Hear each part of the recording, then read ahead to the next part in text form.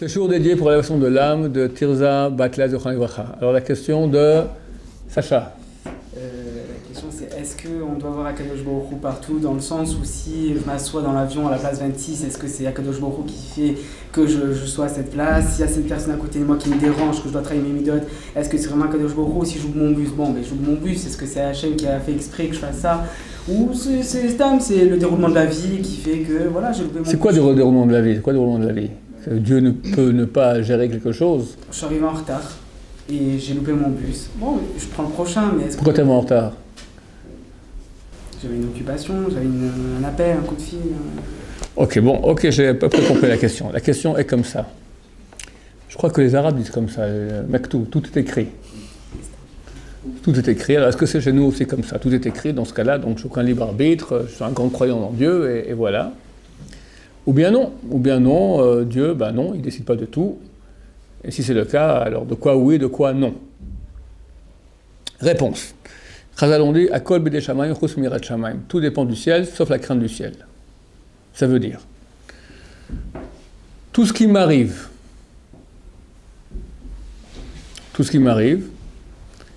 indépendamment de ma responsabilité, provient de Dieu. Maintenant, c'est quoi ma responsabilité? J'ai deux types de choix dans la vie. J'ai des choix naturels,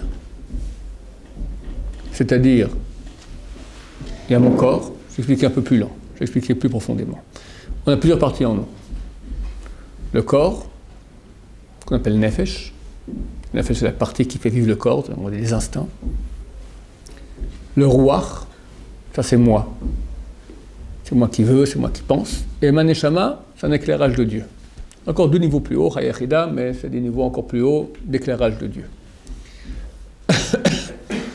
Le Nefesh, il est animal. Que veut un animal? Dormir, manger, se reproduire, kiffer, s'amuser, etc.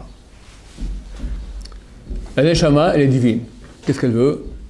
Connaître la vérité, connaître le sens, se réaliser, être en connaissance d'Hachem, en union avec Hachem.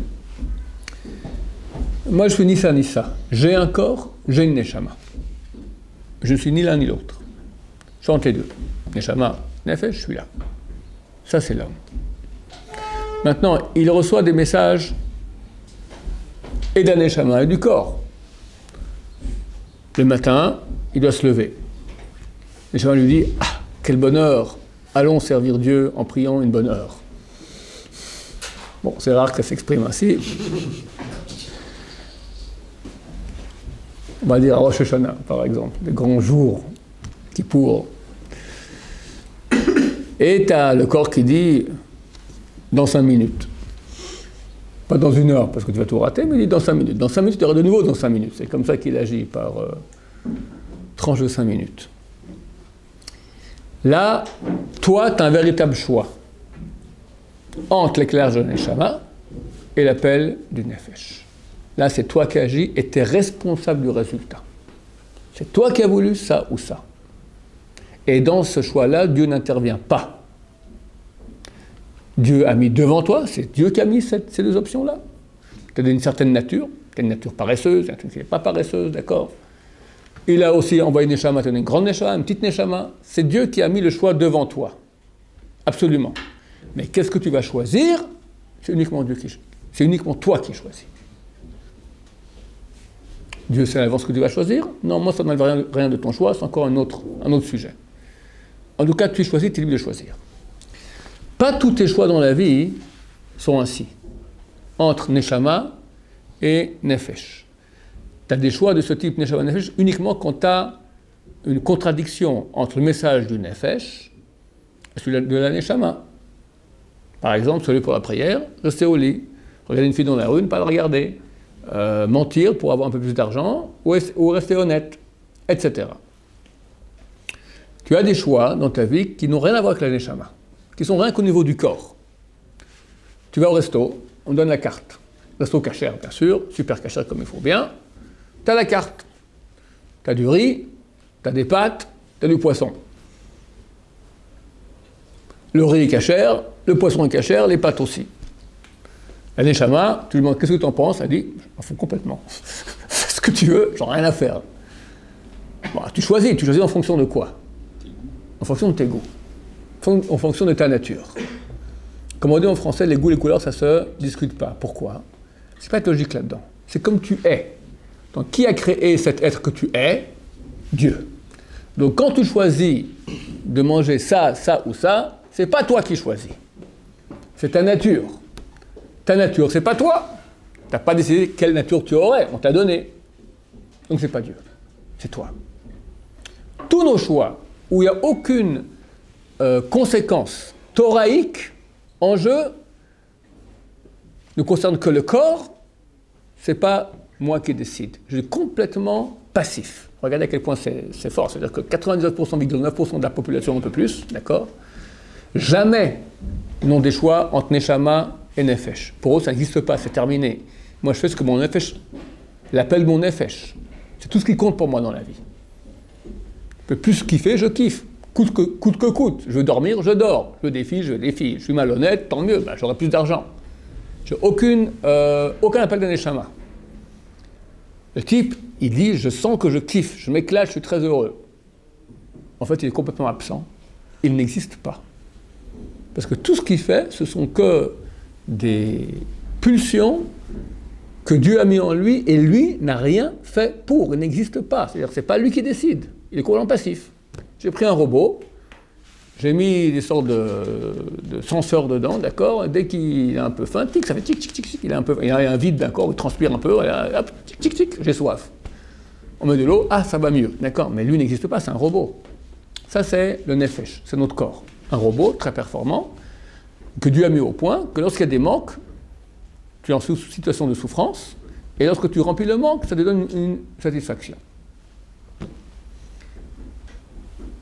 Mais toi, tu n'as rien fait pour. Donc, quand quelqu'un fonctionne rien qu'au niveau du nefesh, il n'existe pas. Et comme je le dis, c'est stupéfiant de voir que c'est vraiment l'immense majorité totale de l'humanité. Il n'y a de choix, c'est-à-dire de moment où j'existe, où c'est moi qui décide, et pas un autre, que lorsqu'il y a antagonisme entre les deux. Ça, c'est dans ce que je fais moi. Dans ce qui m'arrive malgré moi. Alors, le cas, j'ai raté mon bus. Je vais poser la question, pourquoi? Si tu restais au lit, gros crétin, tu as suivi ton nefesh, c'est une conséquence de ton acte. C'est tout, pas dire Dieu a fait que. Si tu étais à l'heure, et le bus n'est pas arrivé pour cause extérieure, et tu as raté ton avion à cause de cela, ça c'est Dieu.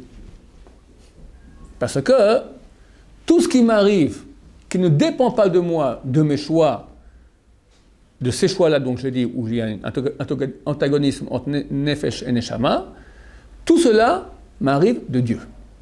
Ce que Chazal on dit, Chazal nous sage de mémoire bénie, on dit, tout provient du ciel, sauf la crainte du ciel. Crainte du ciel, ça veut dire qu'on a un choix entre la crainte du ciel, la Neshama, et mon corps. Ça, c'est moi qui décide. Tout le reste vient du ciel. Ma nature à moi dans mes choix, soi-disant mes choix, la carte, etc., ou ce qui m'arrive indépendamment de moi-même. Alors, tu m'as dit, maintenant, je suis arrivé dans le... Pose la question d'abord, oui. Dans ce cas-là, si c'est ma nature d'être comme je suis maintenant, pourquoi la personne qui mélange le lait et la viande, elle fait une avéra? Dans le sens où Akadosh Baruch Hu m'a fait comme ça. Il m'a même pas étudié. Là, tu prends justement un cas, c'est un contre-cas ce que tu dis. Parce que dans manger la viande, ça l'appelle du nefesh. Le nefesh dit, écoute mon cher ami, c'est bon.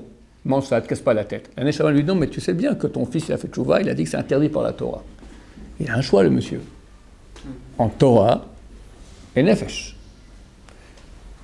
Quand il n'y a pas de choix, c'est quoi? Un type, par exemple,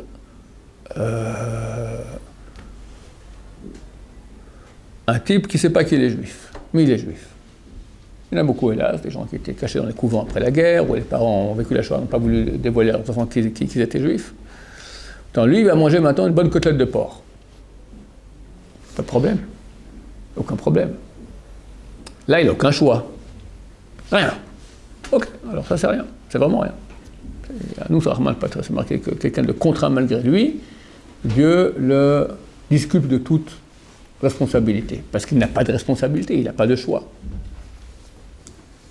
vous avez dit que la majorité des gens, ils n'ont pas de choix comme ça, parce qu'ils ne vivent pas d'après la Torah. Mais juste quelqu'un qui sait que, voilà, que les valeurs morales de ne pas voler, de ne pas tuer, tout ça, ils ont un choix. Au final, même si ce n'est pas d'après la Torah, ça s'appelle quand même des choix. Oui. C'est l'appel c'est pas l'appel. Oui, c'est vrai. Alors, il faut expliquer un peu plus profondément. Quand quelqu'un va naître, comme ça, avant de venir sur Terre, c'est clair ce point-là, parce que peut-être encore, bon, peut-être on revient sur le 26, c'est intéressant, c'est un sujet un peu à part, mais c'est intéressant. Avant de venir sur Terre, il y a toute la panoplie de nos choix possibles, potentiels, qui est écrite. Et Dieu nous la montre d'ailleurs. Avant de venir sur Terre, Dieu nous montre, voilà qui on va être. La Neshama demande, elle accepte ce challenge. Je sais en face de quel choix je vais être, et je prends le challenge que je vais réussir. Il jure qu'il va être sadique, et pas rachat, qu'il va être un juste et pas un mécréant. Après il naît, il a tout oublié.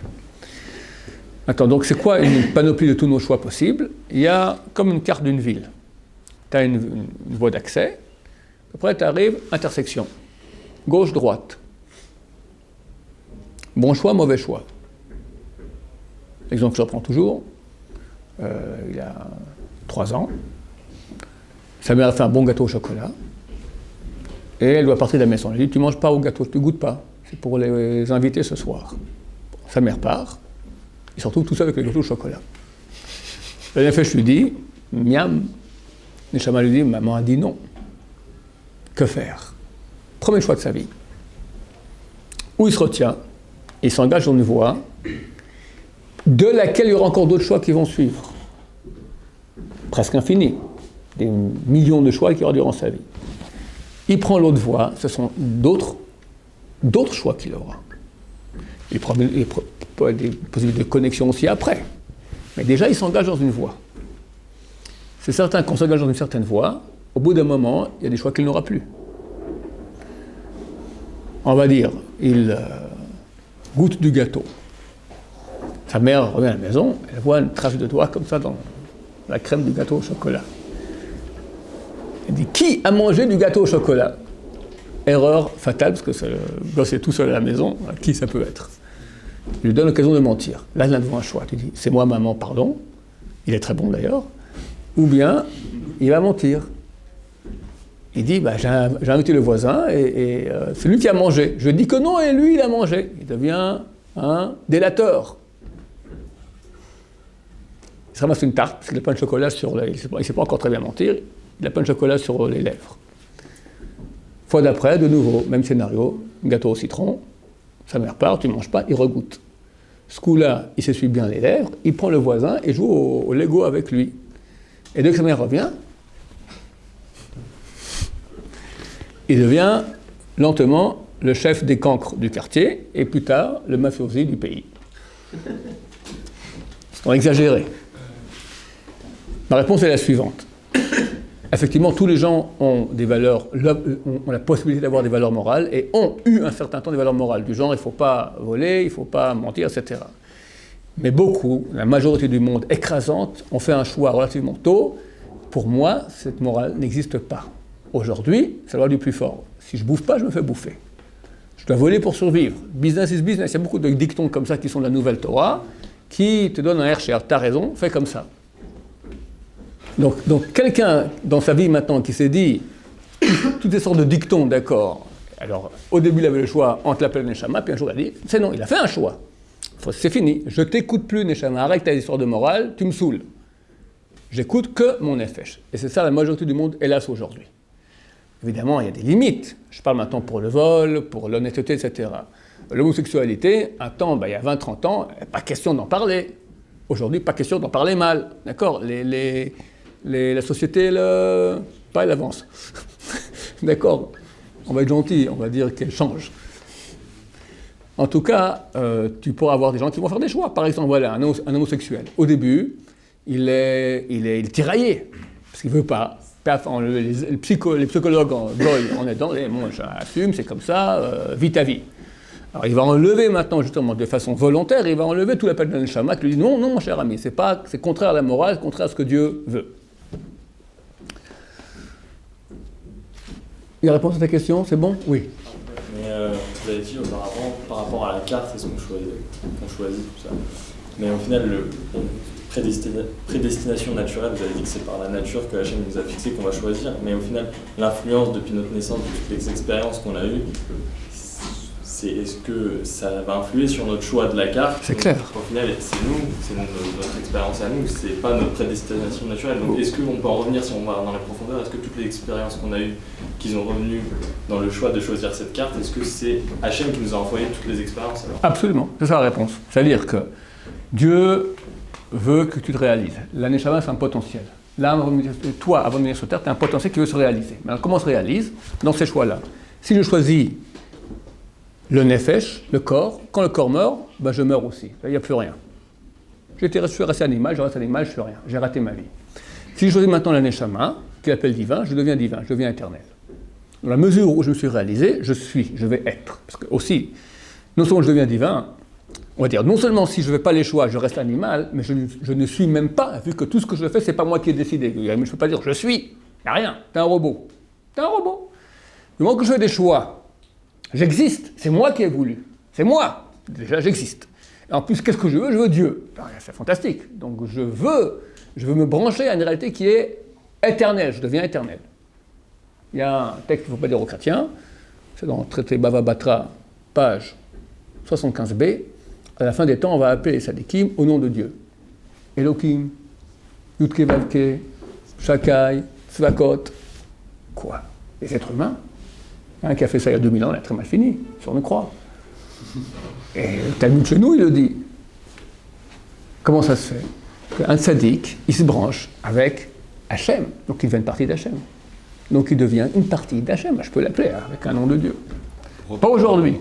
Pas aujourd'hui. Voilà ma base. C'est où, quand tout le mal sera éradiqué, alors la réalité profonde et vraie des gens va se dévoiler.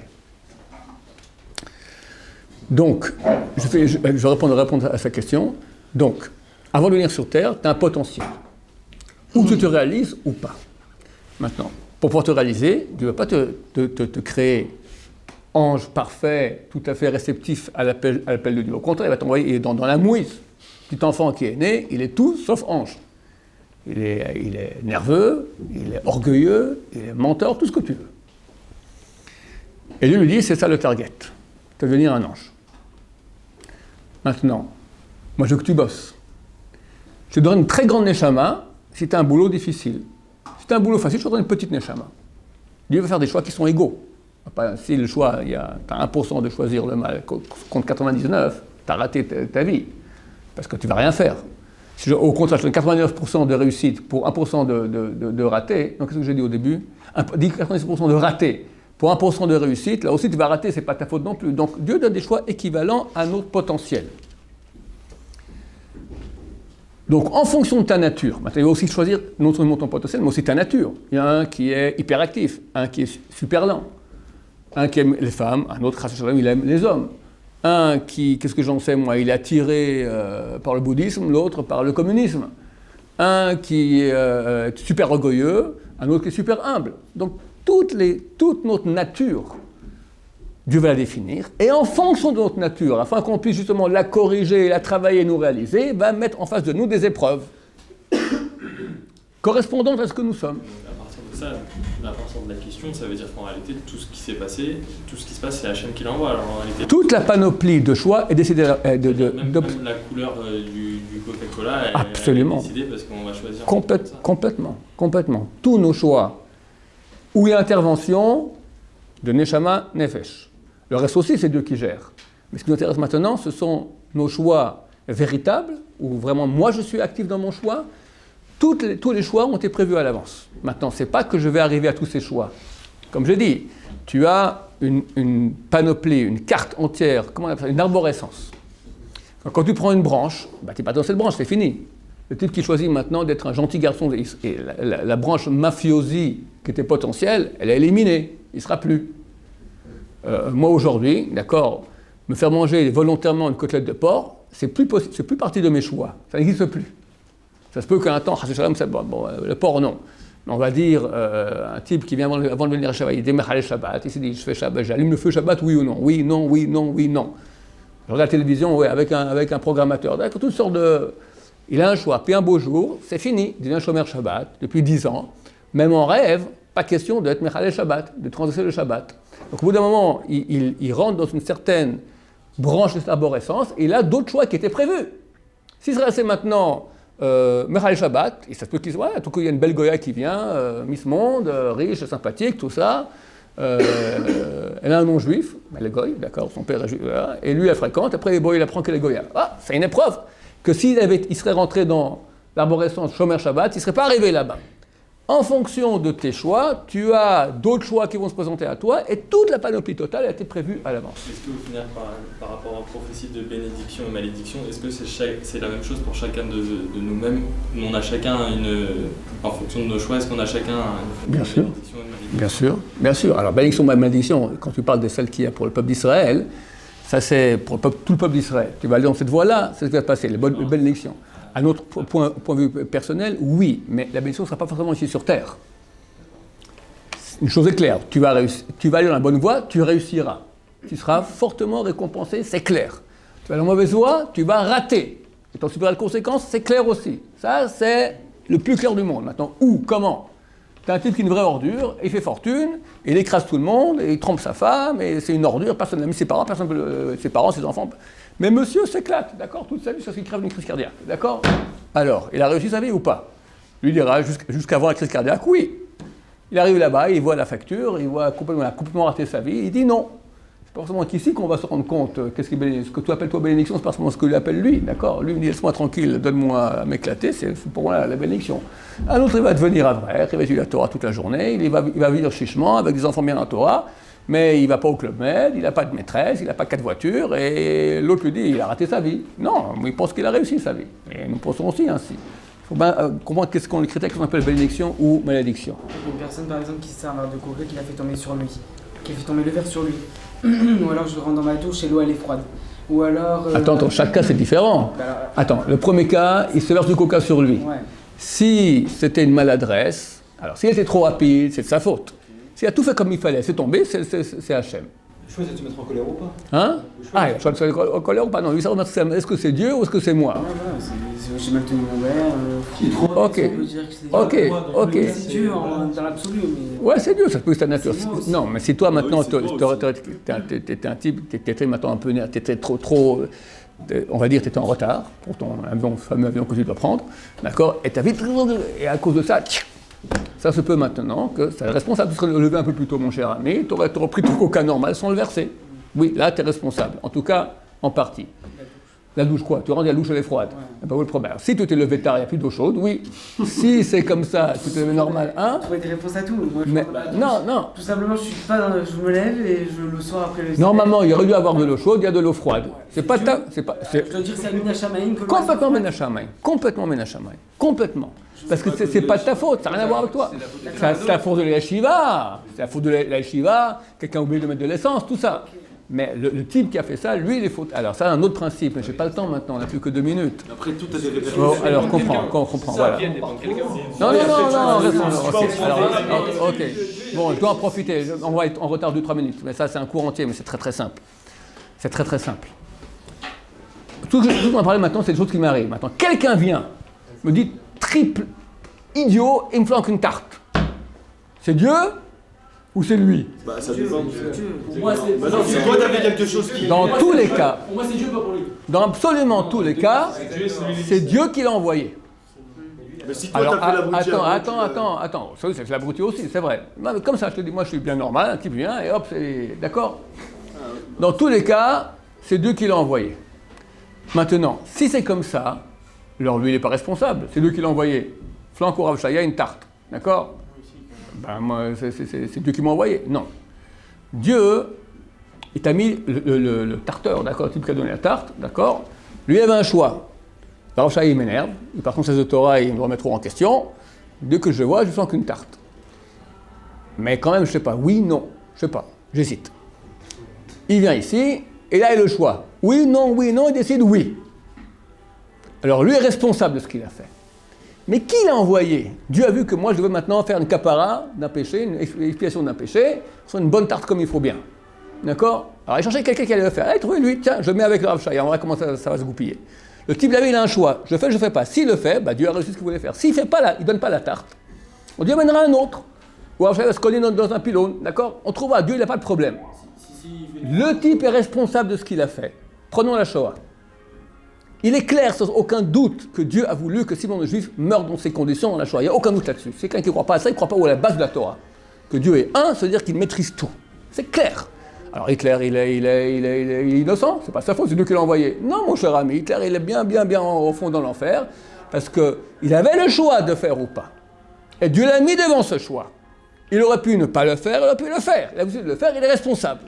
Mais en choisissant dans son entière responsabilité de faire cela, il a été quelque part l'ustensile que Dieu utilise pour amener sa fin, qui est que tout le monde de Juifs disparaisse dans la Shoah. Alors ça veut dire que si on serait retourné en 33, on aurait tué Hitler, ou en 32... Il y aurait quelqu'un d'autre. Mais il n'y a aucun doute là-dessus. Si tous les tartares ils font le bon choix, et Dieu il fait quoi? Un pylône, je te dis, un pylône. Je vais dans la rue, je rentre dans un pylône. Ah. Il est au cas de l'avion. Le Le cas de l'avion, je vais à la place 26.